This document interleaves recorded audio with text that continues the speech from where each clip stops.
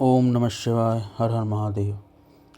ऋषियों ने एक समय व्यास जी के पुत्र सूत जी से पूछा, शिव कौन है, विष्णु कौन है, रुद्र और ब्रह्मा कौन है, इनमें निर्गुण कौन है और इनमें सगुण साकार कौन है। आप इन प्रश्नों का उत्तर देने की कृपा करें। तब सूत जी ने उन ऋषियों से कहा, वेद और वेदांत के विद्वान ऐसा मानते हैं कि निर्गुण निराकार परमात्मा से जो पहला सगुण रूप प्रकट हुआ, उन्हीं का नाम शिव है। उन शिव से पुरुष और प्रकृति उत्पन्न हुई। उन दोनों ने मूल स्थान में स्थित जल के भीतर तप किया। वह स्थान पंचकोशी काशी के नाम से प्रसिद्ध हुआ। भगवान शिव को वह क्षेत्र अत्यंत प्रिय है। यह जल संपूर्ण विश्व में व्याप्त था। उस जल का आश्रय लेकर योग माया से युक्त श्रीहरि ने वहाँ पर योग निद्रा धारण की। नार अर्थात जल और उसे अपना अयन अर्थात निवास स्थान बनाने के कारण उनका नाम नारायण प्रसिद्ध हुआ। प्रकृति ही नारायणी कहलाई। नारायण की नाभि कमल से जिनकी उत्पत्ति हुई वे ब्रह्मा कहलाए।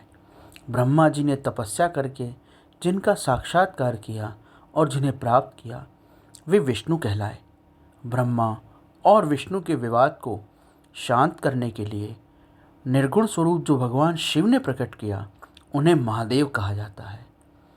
उन्होंने उनसे कहा, मैं शंभु ब्रह्मा के ललाट से प्रकट होऊंगा।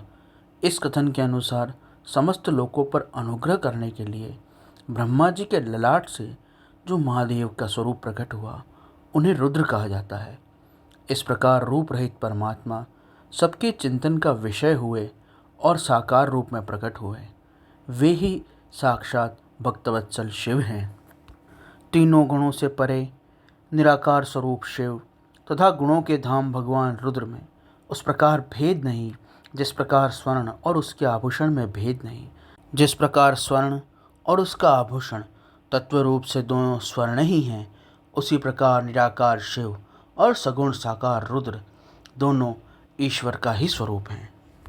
दोनों समान रूप से भक्तों को उत्तम गति प्रदान करने वाले हैं। दोनों समान रूप से सबके सेवनीय हैं। नाना प्रकार के लीला विहार करने वाले हैं। भयानक पराक्रमी रुद्र सर्वथा शिव रूप ही हैं। वे भक्तों के कार्य को सिद्ध करने के लिए विष्णु हो जाते हैं और ब्रह्मा की सहायता के लिए कई रूपों में प्रकट होते हैं।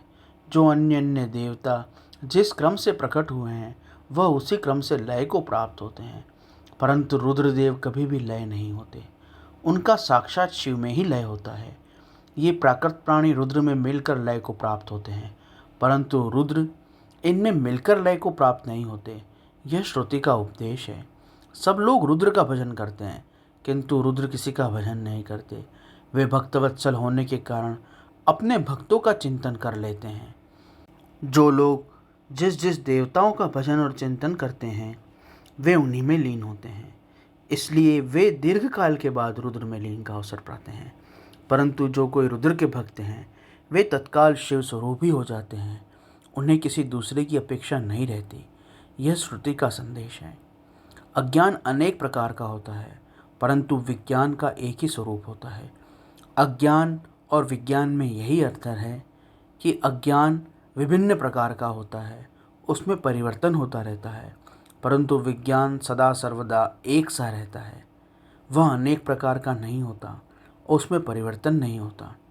मैं वह विज्ञान आपको बताऊंगा, उसे आप आदरपूर्वक सुनिए। ब्रह्मा से लेकर तने पर्यंत, कण पर्यंत और घास के तिनकों पर्यंत जो कुछ भी देखा सुना जा सकता है वह सब कुछ शिवरूप ही है।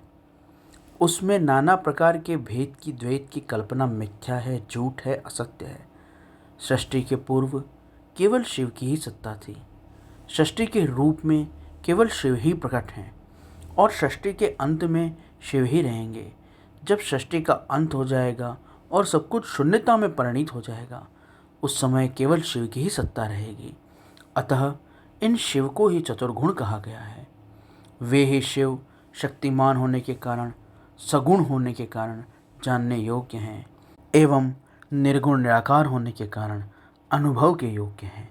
यह ज्ञान है। इसे ही विज्ञान कहा जाता है। क्योंकि इसमें कोई परिवर्तन नहीं होता, यह शाश्वत है। जिस शिव ने भगवान विष्णु को संपूर्ण सनातन वेद और वर्ण, अनेक मात्रा तथा अपना ध्यान और पूजन दिया, वे ही संपूर्ण विद्याओं के ईश्वर हैं, ऐसा सनातन श्रुति का संदेश है। अतएव शिवजी को वेदों का प्रागट्यकर्ता, वेदपति कहा गया है। वे सब पर अनुग्रह करने वाले साक्षात शिव शंकर हैं। कर्ता, भर्ता, हर्ता, साक्षी, सगुण, निर्गुण सभी कुछ वही हैं। दूसरों के लिए वह कालमान हैं, काल स्वरूप हैं, परंतु उन रुद्र के लिए काल की कोई गणना नहीं, क्योंकि वे साक्षात काल के भी काल महाकाल हैं और महाकाली उन्हीं के आश्रित रहती हैं। ब्राह्मण रुद्र और काली को एक ही बताते हैं। महाकाल और महाकाली एक ही तत्व हैं। उन दोनों ने सत्य लीला करने वाली अपनी इच्छा से ही सब कुछ यह रूप बना लिया है और सब कुछ प्राप्त किया है। शिव का कोई उत्पादक नहीं है, उनका कोई पालक संहारक भी नहीं है। वे स्वयं सबके हेतु हैं। एक होकर भी वह अनेकता को प्राप्त होते हैं और अनेक होकर भी एकता को प्राप्त होते हैं।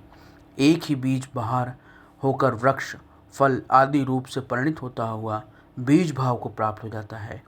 इस प्रकार शिव रूपी महेश्वर स्वयं एक से अनेक होने में हेतु हैं। यह उत्तम शिव ज्ञान तत्वतः बताया गया। ज्ञानवान पुरुष इसको जानता है और भगवान की कृपा से समझ पाता है। दूसरा इसे कोई नहीं समझ सकता। भगवान की कृपा के लिए प्रेम पूर्वक, भगवान में रतिपूर्वक उनकी भक्ति करनी चाहिए, उनका ध्यान जप पूजन करना चाहिए।